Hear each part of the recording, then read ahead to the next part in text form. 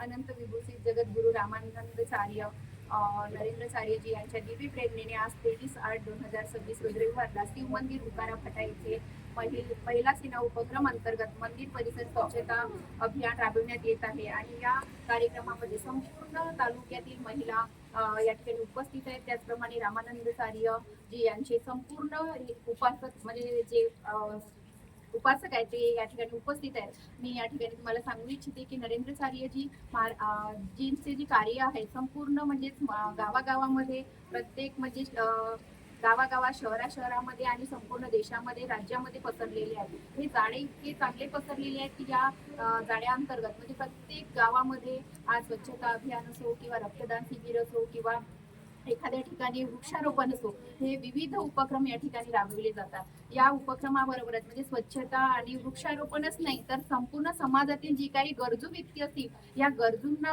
म्हणजेच एक उपयोगात यावं असं रक्तदान म्हणजे सगळ्यात श्रेष्ठ दान म्हणजेच रक्तदान आणि असे रक्तदान शिबिर सुद्धा या ठिकाणी आयोजित केले जातात।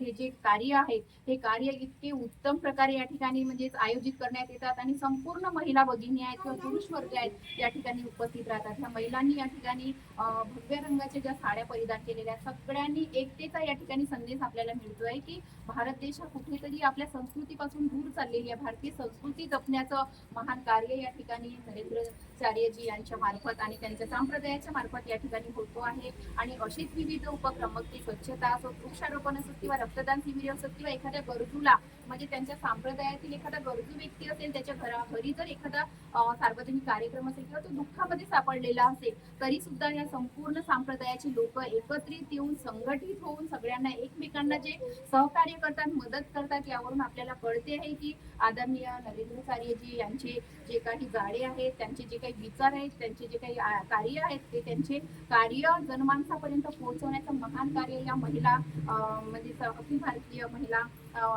मंडळीकडून होत आहे। असेच कार्य अहोरात्र सेवा करण्याची स्वामीजींची सेवा करण्याची या ठिकाणी संधी आम्हाला सुद्धा माझा या ठिकाणी वाढदिवस आहे आणि या ठिकाणी वाढदिवसाच्या माध्यमातून संपूर्ण महिलांच्या म्हणजे पाठीशी या ठिकाणी उभी आहे आणि मला सुद्धा या ठिकाणी स्वच्छता करण्याचं जे स्वामीजींच्या म्हणजे सहकार्याने या ठिकाणी मला जी सेवा मिळाली करण्याची आणि संधी मिळाली यासाठी संपूर्ण महिला भगिनींचा आभार या ठिकाणी व्यक्त करते।